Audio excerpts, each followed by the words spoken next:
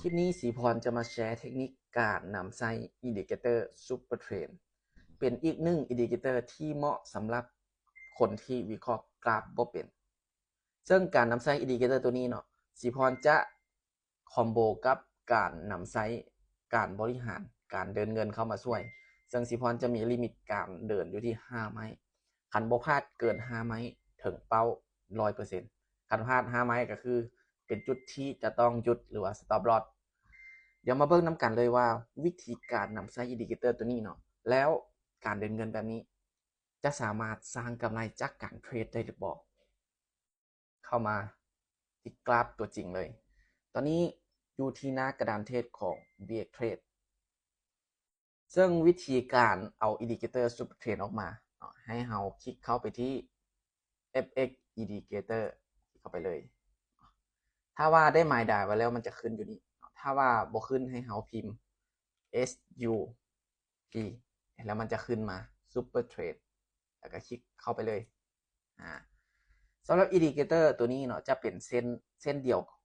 แต่จะมีสีที่ต่างกัน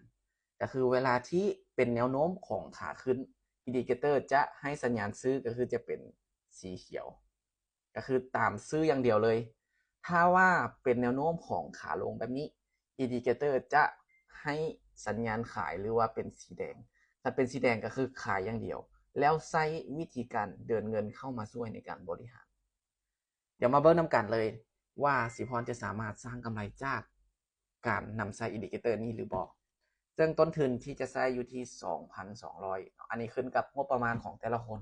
งบน้อยก็เดินตามน้อยงบหลายก็เดินตามหลายซึ่ง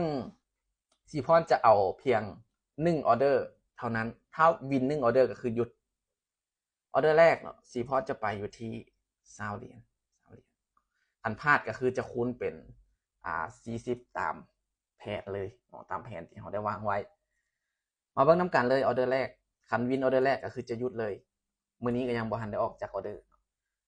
ตอนอินดิเคเตอร์ยังบอกสัญญาณซื้ออยู่เด้อเปลี่ยนแล้วเป็นสัญญาณขายแล้วขายเลยเห็นบ่มันบอกสัญญาณขายแล้วเป็นสีแดงๆคันเป็นสีแดงปุ๊บขายอย่างเดียวเป็นสีเขียวปุ๊บซื้ออย่างเดียว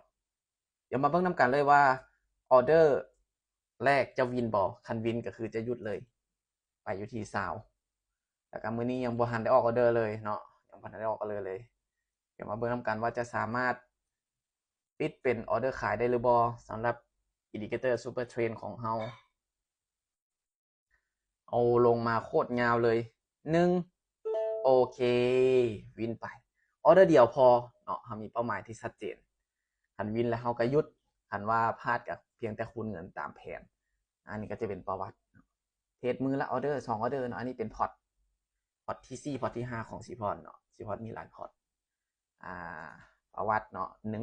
100%กำไรอยู่ที่19เหรียญนี่ตีเป็นเงินกีบกับโอหลายเติบเนาะ400,000ปลายถือว่าได้ค่าอาหารละ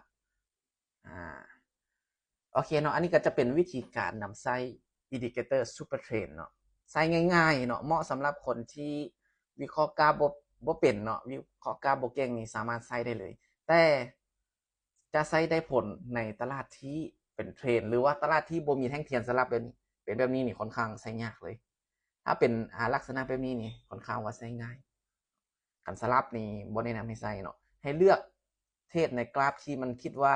เป็นเทรนหรือว่าเป็นตลาดที่บ่สลับหลายเพราะว่ามันจะช่วยในการวิเคราะห์ของเราท้ายนี้ทุกๆการลงทุนล้วนแล้วแต่มีความเสี่ยงผู้ใดที่ยอมรับความเสี่ยงบ่ได้ก็บ่ควรเข้ามาในวงการนี้ผู้ใดที่ยอมรับความเสี่ยงได้ก็ต้องได้ศึกษาเรียนรู้ให้เข้าใจดีๆก่อนลงทุนเพื่อจะลดพรความเสี่ยงที่จะเกิดขึ้น